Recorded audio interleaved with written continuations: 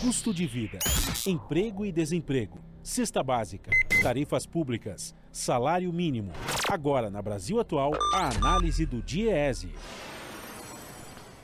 E nós vamos fazer contato com a supervisora de pesquisas do DIEESE, Patrícia Costa. Bom dia, Patrícia.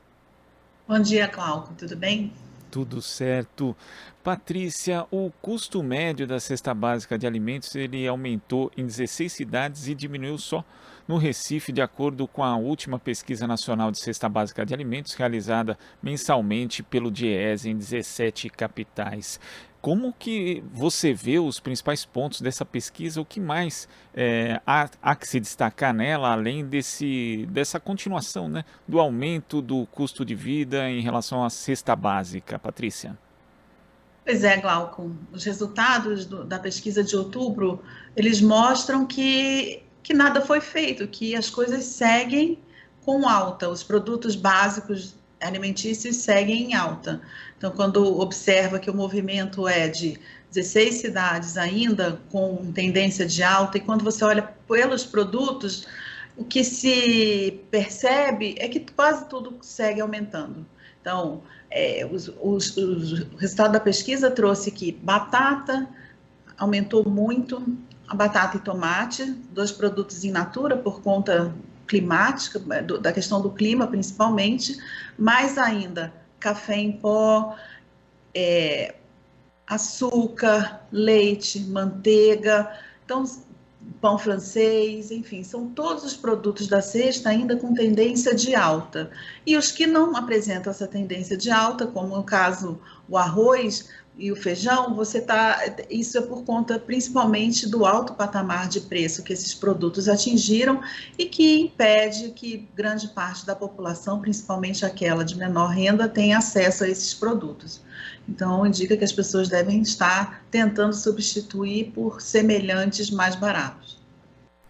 E vendo ali, né, os produtos que estão em alta, a gente tem problemas, como você ressaltou, que são problemas de safra relacionados ao clima, mas também tem outros que são diretamente ligados às políticas de governo, né? A gente vê, por exemplo, o caso do óleo de soja, cuja alta ali está relacionada com o crescente volume exportado, a valorização do preço do petróleo, que acabou também provocando uma subida no preço do biodiesel, cujo insumo é justamente o óleo de soja, com redução de oferta e aumento de preços.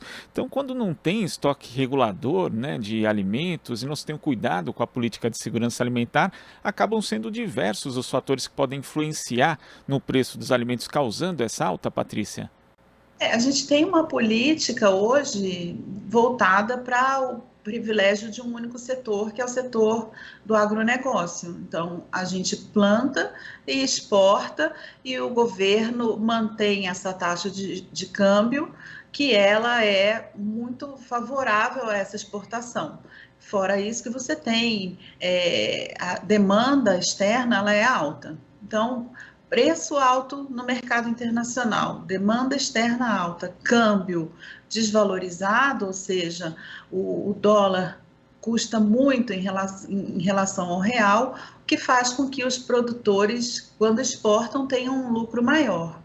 E, em contrapartida, internamente, um mercado ainda muito deprimido, porque a gente sabe que não se gera renda, a gente sabe que os empregos eles vão aumentando muito lentamente, até a gente observou os dados divulgados pelo CAGED, essa correção de dados indicando que o número de empregos gerados foi muito menor. E isso tudo vai compondo esse cenário de um país que não tem renda para comer, que não tem renda para gastar com seus produtos mais básicos, né, com o que a gente produz de mais importante, que é a nossa agricultura. E a gente não consegue ter acesso a esses produtos. Quem vai comer isso são os outros países. E isso é muito, muito complicado, né, Glauco, porque o cenário interno é de fome, é de pobreza, de que somente uma parcela menor da população acaba tendo acesso ao melhor que a gente produz, enquanto que a outra fica aí buscando os resquícios.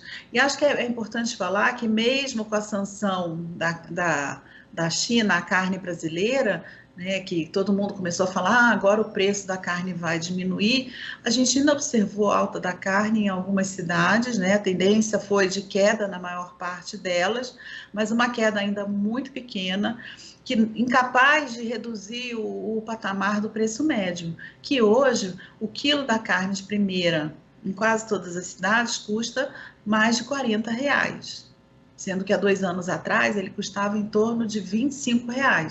Então, veja, um aumento muito maior que não é acompanhado pela renda, e isso é muito antes da pandemia, né? Porque o que a gente observa dos analistas hoje é a tendência de dizer, por conta da pandemia, você tem um problema hoje no Brasil, mas o Brasil já vinha com baixo crescimento, baixa geração de emprego, já desde antes da pandemia.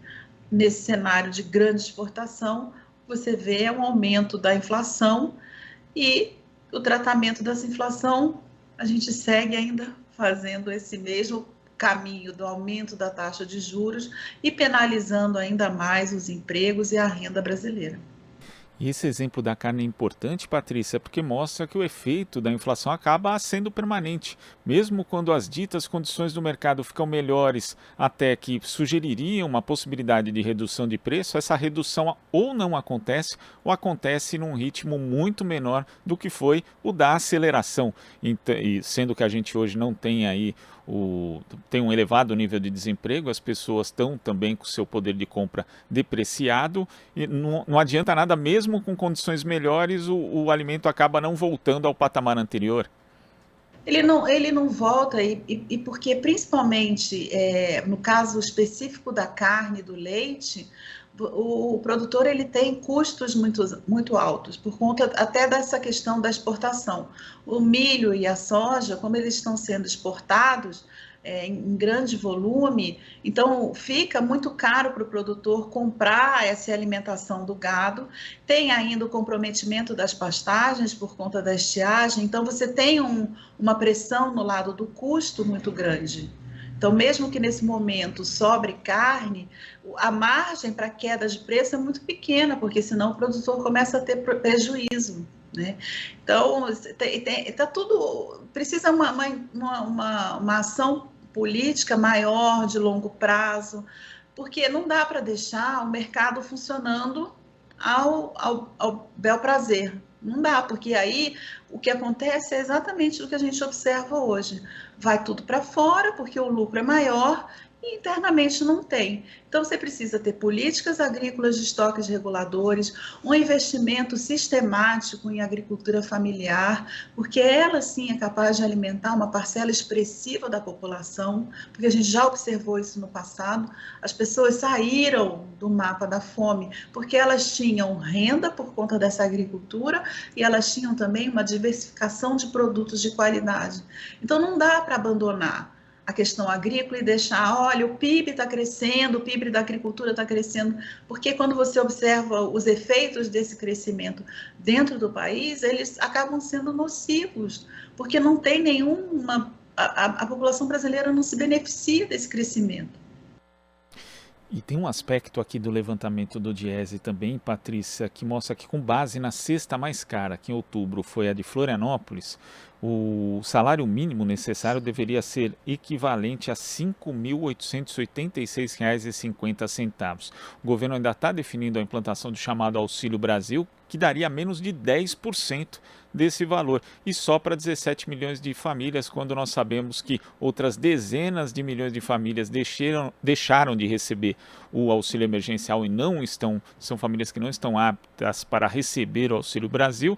Então, além de ser um valor insuficiente, né, o desse Auxílio Brasil, ele chega a muito menos gente do que deveria.